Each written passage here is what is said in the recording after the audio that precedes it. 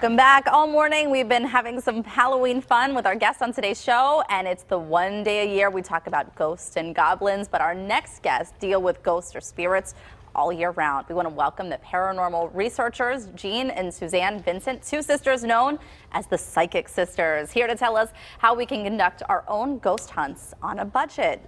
Good morning. Morning. Good morning, and thank you for having us. Is this a special day for the two of you, being that it's Halloween, or is this something you're just used to all year round? Used to all year round, but Halloween is fun. Just the kids dress up. And It's a very special day. The energy is out there. It gets exciting. There's a lot of spirit activity, so it's a special day. So is Pittsburgh really haunted, is what I want to know. yes, there's many haunted places in Pittsburgh. Really? Many. Oh, we have many haunted places. We have the Dormont Theater. We have the Cathedral of Learning. We have the Frick. We could just go on and on and on. Let's talk about the Dormont Theater. I want to hear about this. Okay. We did a ghost hunt there, and we picked up a lot of activity using the dowsing rods, and with an EF meter. We had a lot of different orbs flying, people caught with the camera and things like that. Yeah, we actually, at the Dormont Theater, a lot of people came, a lot of ladies came out, and there is a spirit there named Ralph who has been haunting the theater for about 35 or 40 years, and all the people that work there have seen Ralph, felt Ralph, and so we were able to pick up some activity by using our tools, our ghost hunting tools, And this to bring Ralph through. This is video from that experience there? That Yes, hunt the there? Dormont. Oh, And most this definitely. This is the Hollywood Theater in Dormont, right? The Hollywood Theater, and there is Jeannie with one of the spirit boxes. She's one of the spirit boxes that we'll be using. Then also we'll be using the dowsing rods, but she definitely has this the spirit box going, and I believe a camera. Interesting. Oh, yes. And so you mentioned also the Cathedral of Learning, and I had heard that there were some hauntings in the cathedral. It was very haunted up in the American Room.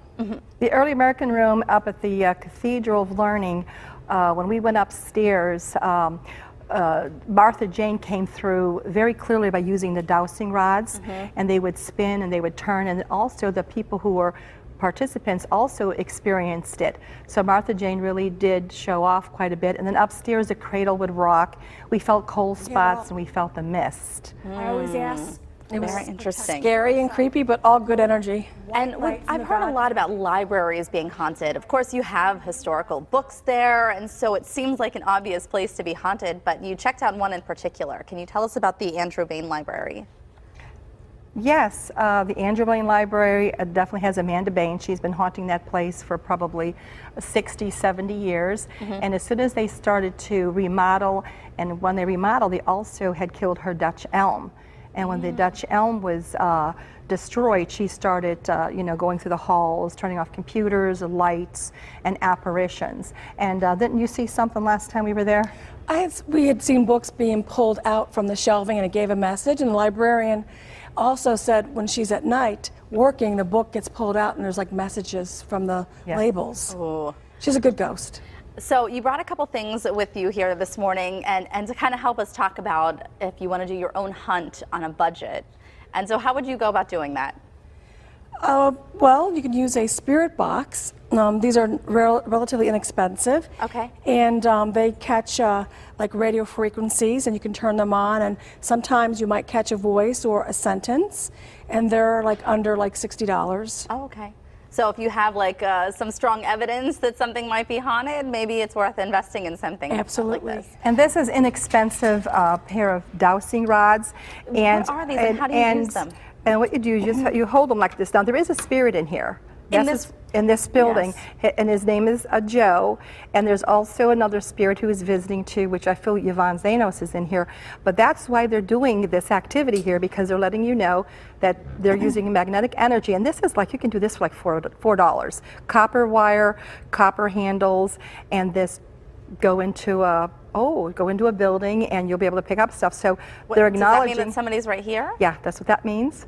So this is very interesting. The dowsing rods are very interesting. These are old school, and anybody can just kind of It's pick them up. moving, so it's I'm probably getting chills. Most definitely. it's probably Joe and. But they let our us know that they're spirits. here. Oh yes, and you can get yes, crossing yes, pointing, pointing at you. And there's all kinds of. But these are fantastic. And then the other ghost hunting equipment.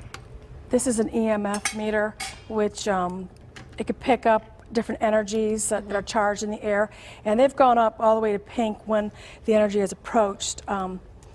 So right now it's in green. So does this mean that there's very low energy at this point? It or- can, if I put it down, a spirit energy can approach, and it can go different levels. When you ask questions, it'll like react to it. Wow. And this is a digital recorder which will record you voices. So you'll turn it on for a few minutes and ask questions. Joe, are you here? And you should be able to hear, if he's very active, you'll hear played back, he'll say, I'm here. So this is about $30, and you could probably get this at Best Buy. So I imagine you guys probably get a lot of calls to come to homes or to businesses to see if there's anything going on suspicious. Yes, we do. I have a question for you. We found old photographs in our home, and I have been feeling more and more like our house is haunted. What do you look for if you think that there might be something going on in your home? I would get some of these, and I would turn it on, and I would look for the cold spot or the creepy feeling, and then I would actually try the spirit box and see if it's, calling your name or giving a message, along with just a general recording. You can leave this on and just hear if there's like any sound during the night. Right.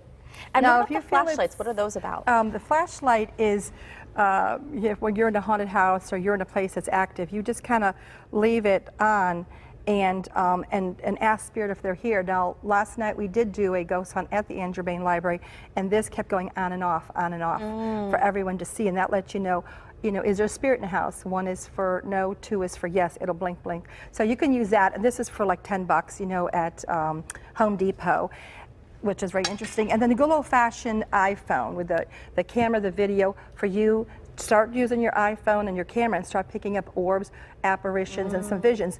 And then last night we did get some shadowy figures, so it's very, very interesting.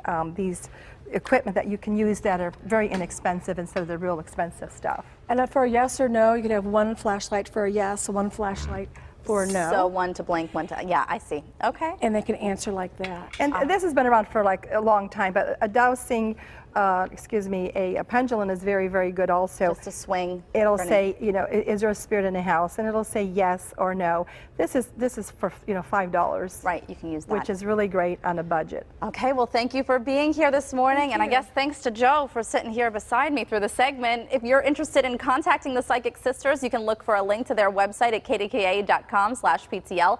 You can also find them on Facebook. And thank you to Jean and Suzanne for being here with us.